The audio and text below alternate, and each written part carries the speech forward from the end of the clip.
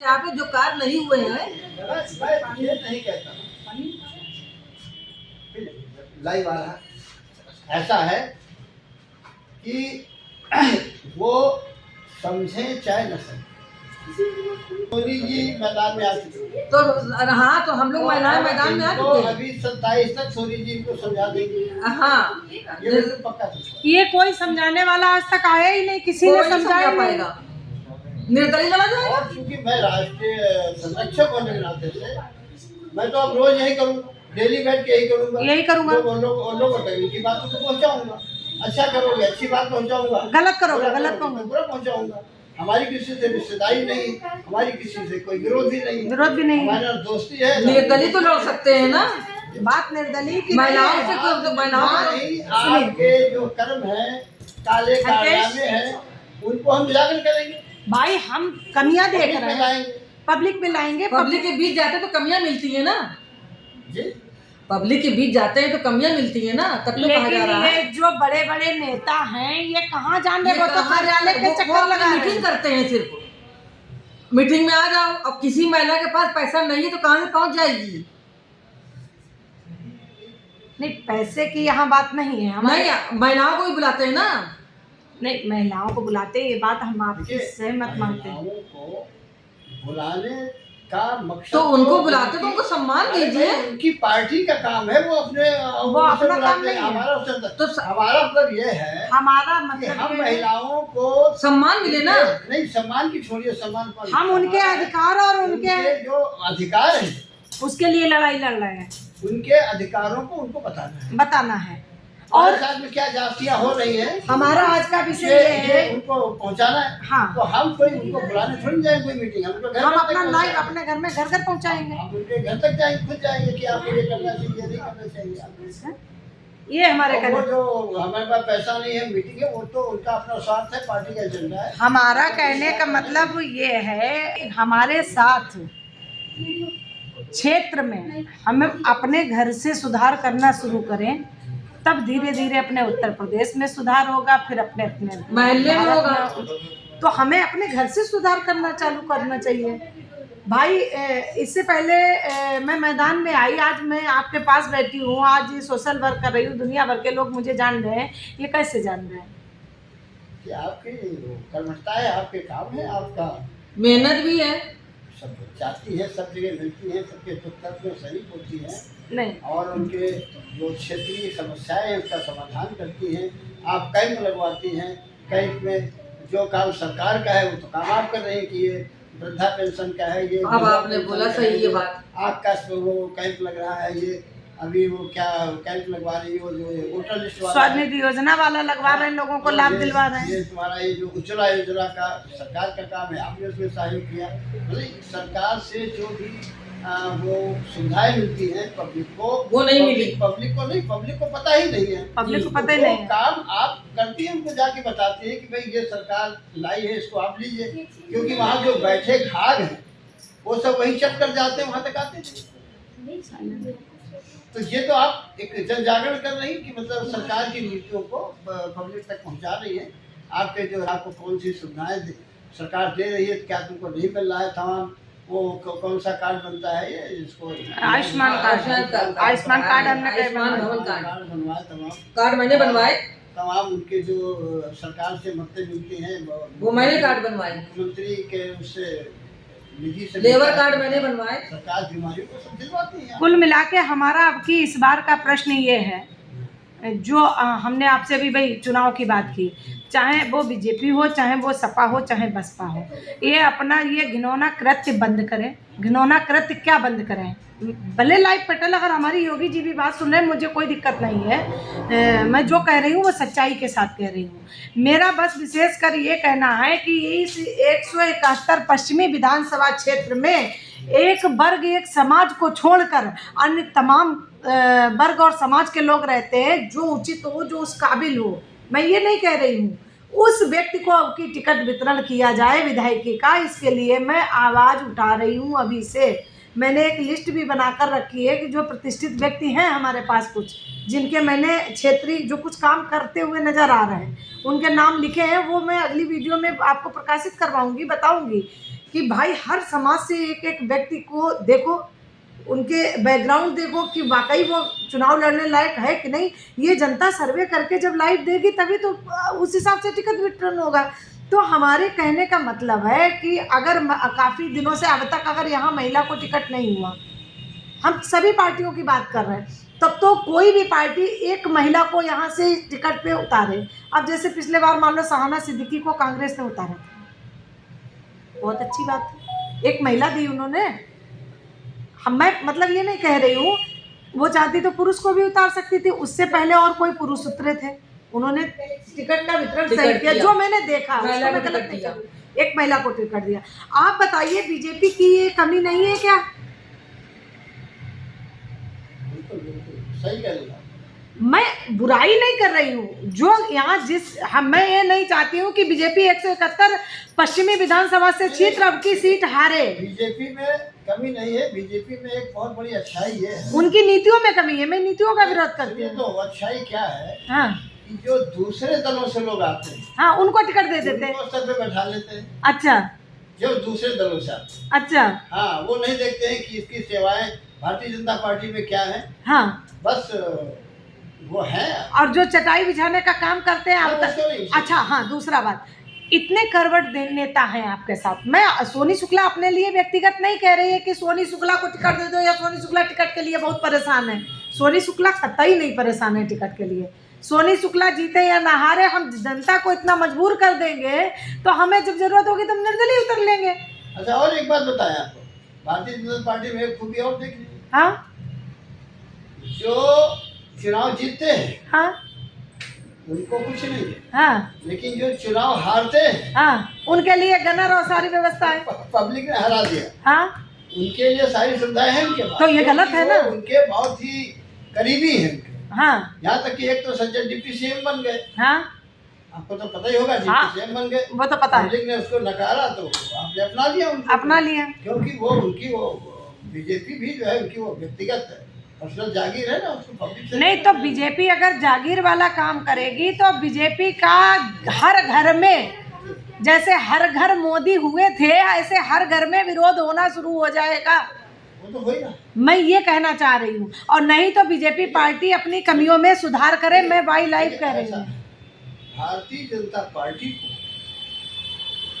अभी समय है वो सुधार करने समय में। है, और ऐसा नहीं कि जो भारतीय जनता पार्टी जीतती है तो उसकी अच्छाइयों पे वो लोग उसको वोट दे देते हैं, ऐसा नहीं है। जी जी, ऐसा है कि जो दूसरी विरोधी पार्टियां हैं, हाँ क्योंकि उसमें करप्शन इससे ज्यादा है, तो कहते हैं भैया भारतीय जनता पार्टी एक बार रहेगी तो ठीक है, लेकिन ये नाम है कम से कम, जय नाम है कम से कम, इनसे तो ठीक है, तो इसलिए वो जीत जाते हैं। लोगों के पास ऑप्शन नहीं है। ऑप्शन, अच्छा दूसरी बात है, सबसे अधिक वो ऑप्शन बनेगा। हाँ, अब आशीर्वाद रहेगा, देखते हैं, हम तो संघर्ष कर रहे हैं। हाँ, ऑप्शन भी आएगा, अगर होगा तो 27 में ऑप्शन भी करेंगे, नहीं तो फिर आगे देखेंगे। अभी तो मैं सब पार्टियों का सुधार कर रही हूँ, जब पार्टियां नहीं सुधरेंगी तब ऑप्शन तैयार होगा। अभी तो मैं ऑप्शन की बात ही नहीं कर रही हूँ, अभी तो मैं सुधार करने हैं। देखिए, अब आप भारतीय जनता पार्टी की बात करो, उसी बात हो जाए। हाँ भारतीय जनता पार्टी के पास 2 डिप्टी सीएम है, हाँ, एक कहाँ से आया है, कहाँ से आया है? बसपा से, बसपा से आया है, नहीं मुझे और पता है। दूसरा चुनाव हार के आया है, और दोनों को अच्छी व्यवस्था है। अच्छी कुर्सियों पर डाल दिए गए हैं। डिप्टी सीएम है, दोनों डिप्टी सीएम। अच्छा, अब थोड़ी अब ये बात जो आप कहिए, जी, तो क्या आप समझती हो कि पब्लिक नहीं समझती? है बस पब्लिक बोलती नहीं है। लेकिन अब वो कुछ ऐसे लोग हैं जिनकी पूरी जिंदगी गुजर गई जी दही बिछाते बिछाते, जी, और वो अगर भारतीय जनता पार्टी को एक ऐसी महिलाओं की जरूरत है जो कि उनका मनोबल बढ़ेगा और ताकत मिलेगी और विकास बढ़ेगा। तो आप ऐसी महिलाओं की जरूरत है। जनता पार्टी के लिए संदेश दें अपनी कमियां जो मैंने गिनाई मैं है, अपनी इनमें भारतीय सुधार जनता करें। पार्टी से कहना चाहूंगी कि आप हम जैसी महिलाओं को सपोर्ट करके आगे विकास के लिए सोचें। आप हमारे माननीय मुख्यमंत्री जी उत्तर प्रदेश में अच्छा काम कर रहे हैं, उन्होंने कहीं गलत काम नहीं किया, गुंडैती खत्म करी है। लेकिन इस वक्त जो हम लोग चाह रहे हैं कि हम जैसी महिलाओं को समझें और आगे विकास के लिए मजबूत बनाएं कि विकास हो, विकास के लिए ही नहीं जनता चुनती है। हमारे नहीं, विकास तो हो ही रहा है, लेकिन विकास हो रहा है, विकास ऐसा हो रहा है कि एक तरफ बीजेपी पार्टी के पार्षद हैं और दूसरी तरफ सपा के विधायक हैं, लेकिन दुर्भाग्य बीजेपी के पार्षद कौन है आपके? जो विनोद भी यादव जी। धर्मेंद्र सिंह जी हैं, सुनिए। और हमारे दुर्भाग्य क्षेत्र से विनोद यादव जी हैं। दुर्भाग्य की बात यह है कि प्रभातपुरम की गलियां अगर देख लो, हाथी का बच्चा टूट पैर टूट रहे जाएगा। हैं लोगों के, मैंने खुद देखा है। क्या वहाँ किसी के पास इतना वो नहीं है कि एक ट्राली या एक डंफल मट्टी डलवा दे उसमें? अरे इन नेताओं पे मुझे शर्म आती है, ऐसे नेताओं पर। उन नेताओं को दिखाई नहीं दे रहा है, मैंने लाइव न्यूज पे चलवाया, उनको अभी तक नहीं ये दिखाई दे रहा है कि मैं उन जनता की समस्या सुनूं जाके। हमारे क्षेत्र के पार्षद सभासद विनोद पार्षद हैं, भारतीय जनता पार्टी से। रोडों पे लोग गिर रहे हैं, पैर टूट रहे हैं, क्या मुझको सर्वे करवा रहे हैं बुला बुला के? तो क्या विनोद पार्षद जी जाके वहाँ पे एक ट्राली गिट्टी डलवा तो सकते हैं? ऐसे नेताओं का मैं ऐसे नेताओं का क्या करा जाए बताइए? भगाइए सबको, 5 साल बाद परिवर्तन कीजिए, सत्ता ना परिवर्तन होगा। हनुमान ने कुछ किया और ना ही विनोद ने कुछ किया। तो अब क्या करना चाहिए, क्या कैसे क्या करना चाहिए? ऐसे नेताओं को तो एक तरफ उठा के हटा देना चाहिए। नहीं, हटा देना चाहिए। तो अब फिर वही बात है, तो पार्टी धरातल पर नहीं जाएगी, पार्टी का कार्य कैसे होगा? कार्य मैं ये कैसे होगा? नहीं हम जैसी महिलाओं को चुने तो कार्य होगा। मैं ये सोचती हूँ कि पार्टी का विकास भी हो। माननीय योगी जी अगर हमारी इस बात को सुन रहे हैं तो मैं तो उनसे यही कहूँगी कि 171 पश्चिमी विधानसभा क्षेत्र जो है वो अति संवेदनशील सीट है उनके लिए, और उनका हार का जो कारण रहा उनकी कमियां मैं गिना रही हूँ, और जो कमियां गिना रही हूँ उस पर विशेषकर ध्यान दें, सीट निकल जाएगी। और दूसरी बात, मैं ये बात नहीं कह रही हूँ, मैं अगर अभी से कमियां गिना रही हूँ तो मैं कुछ जानकर ही गिना रही हूँ। पहली बात तो अब तक यहाँ इसमें कभी किसी महिला को टिकट नहीं मिला। महिलाएं, ऐसा नहीं है, बीजेपी पार्टी में बहुत महिलाएं हैं 171 पश्चिमी से। अगर वाकई करवट, जो उन महिलाओं का सर्वे करा लीजिए जो नंबर 1 पे आए, उनको आप टिकट दीजिए। भाई जो क्षेत्र में अच्छा काम करती हो सर्वे कराइए, सर्वे कराकर उनमें से एक ऐसी महिला को टिकट दीजिए विधायकी का। चलिए उसे छोड़िए। नंबर 1 मेरा प्रश्न ये है। दूसरा नंबर मेरा प्रश्न ये है, क्या अन्य समाज के लोग नहीं रहते? क्या 171 पश्चिमी विधानसभा क्षेत्र में मुस्लिम समुदाय के नहीं रहते, आपके हिंदू समाज के नहीं रहते, आपके लोधी समाज के नहीं रहते, आपके ब्राह्मण समाज के नहीं रहते? आज तक क्यों किसी ब्राह्मण को टिकट नहीं दिया गया अब तक? क्या? हाँ हाँ बताएं। देखिए, राजनाथ सिंह जी का संसदीय क्षेत्र, जी ठीक है, हाँ और आप सुन करके ताजुब होगा, जी ये जो पश्चिम विधानसभा है, टोटल पश्चिम विधानसभा, हाँ किसी भी एक लोधी कम्युनिटी के आदमी को हाँ पार्षदी में टिकट नहीं दिया। माननीय राजनाथ सिंह के जो भी डिस्ट्रीब्यूटर इससे टिकट के वितरण करते होंगे, हाँ। वो एक भी टिकट, तो ये सबसे बड़ा भ्रष्टाचार है, इसको उजागर करना है मैं तुम्हें। और पूरे लखनऊ में शायद 2-3 टिकट थी, अच्छा लेकिन एक भी टिकट नहीं दिया। हाँ जबकि इसके पहले जब बाबूजी कल्याण सिंह जी थे हाँ तो हमारे 6 पार्षद हुआ था। अच्छा और अब देखिए, आबादी के जाएंगे तो ऐसा कोई वार्ड नहीं जिसमें 2-2-3 हजार से कम हमारी आबादी है। बिल्कुल। लेकिन किसी को चुनाव ही नहीं हुआ। अच्छा, क्यों नहीं लड़ाया? अब लड़ाया क्या वो? नहीं, क्या पार्टियों में नहीं है लोग? 99% वोट। जब 99% वहाँ वोट भी करते हैं और पार्टी में पदाधिकारी भी हैं तो उनको अब तक टिकट क्यों नहीं दिया गया? नहीं तो ये बात जो है, जब टिकट का बंटवारा होता है हाँ, तो माननीय राजनाथ सिंह तो बैठते हैं दिल्ली में। अब की ये मुद्दा यहाँ से उठाया उनके जाएगा। जो है, उनके लड़के, पंकज जी हो या नीरज जी जो भी हो, हाँ, वो अपने हिसाब से अपने ही लोगों को टिकट दे देते हैं। अब की ये नहीं चलेगा। अब की पंकज जी को भी चेतावनी देती हूँ। और सुनिए, आपकी सांसदी की टिकट जो आपने मालूम आदरणीय राजनाथ जी जिस सीट से लड़ते हैं उस पर कभी माननीय अटल बिहारी वाजपेयी जी सीट से लड़े थे, ठीक लड़े थे। 5 लोग ब्राह्मण चेहरा हुए, उससे पहले जो भी लोग हुए वो मैं नहीं पता है। इसके बाद में राजनाथ, क्या हर बार राजनाथ जी ही लड़ेंगे उस सीट से, संसदीय क्षेत्र से? क्या हमारे लखनऊ की इस जनता में यहाँ पे कोई और अन्य समाज के लोग नहीं रह गए? ये मुद्दा मेरा उठाने का कारण ये है कि उसमें नए लोगों को परिवर्तन कीजिए। आपने जैसे कहा सत्ता नहीं, हमें सत्ता परिवर्तन नहीं, हमें व्यवस्था परिवर्तन चाहिए। मैं फिर आपसे कह रहा हूँ, हाँ? आप बस बात को बोल रहे हैं। हाँ, जब माननीय अटल बिहारी वाजपेयी यहाँ से चुनाव लड़े जी तो उनके पास न्यायिक व्यवस्था थी, जी न्याय करते थे पब्लिक। जी जी जी प्रधानमंत्री भी नहीं, अटल बिहारी वाजपेयी ने न्याय किया है। और ये जो तुम्हारे जो राजनाथ सिंह है, ये भी कम नहीं है, शिक्षा क्या नाम, रक्षा मंत्री है जी। कोई पद तो छोटा नहीं है, वो भी हिंदुस्तान के पहले दूसरे नंबर के नेता हैं। हाँ, अच्छा ये बताइए राजनाथ जी कितना आते हैं क्षेत्र में? कितना भ्रमण करते, क्या संसदीय क्षेत्र में उनको? ऐसा है, राजनाथ सिंह स्वयं खुद करते ही नहीं। जो एक यहाँ पर आपने भी नाम गिना है, हाँ तो उसके पीछे जो बीजेपी का जो यहाँ पे हार का कारण था, हाँ तो उन्होंने ये नहीं देखा कि ये इसको वोट देना चाहिए, चाहे वो जाति आधार हो या उसकी कर्मठता हो या बीजेपी का बहुत अच्छा कार्यकर्ता हो। उन्होंने सिर्फ टिकट उसी को दिया जो उनके दाहिने इर्द गिर्द लगा रहता था, जी, उसको इसका हम लोग विरोध करेंगे। ये बात पब्लिक को अब पता चल जी। गई। आपने देखा होगा कि अबकी काफी सांसदीय वोट कम हो गया, हाँ उनकी जीत का रेशियो बहुत कम हो गया, जी और आगे चल के ये बढ़ेगा। हाँ हाँ, और अगर ऐसे चलता रहेगा तो अगला चुनाव कोई दूसरा ले जाएगा, संसदीय वाला। क्योंकि जी जी, क्योंकि हाँ। आपकी जो न्यायिक व्यवस्था है ही नहीं, आप किसी कार्यकर्ता का तवज्जो नहीं देंगे, आप सिर्फ वही उनका जो परिक्रमा करने वाले लोग हैं उन्हीं के। तो ये कमी हम लोग सभी पार्टियों की उजागर करते हैं, चाहे वो कोई भी दल हो, व्यक्ति विशेष की बात नहीं कर रही हूँ। सभी दल अपनी अपनी कमियों का सुधार करने की कृपा करें और इस पर हम लोग सर्वे कर रहे हैं। हमारा संगठन, अगर आप लोग कमियां नहीं सुधार करेंगे तो तीसरा विकल्प हम लोग लॉन्च कर देंगे। अगर आप लोग सुधार करेंगे तब फिर सोचेंगे अभी हम लोग, सही है ना?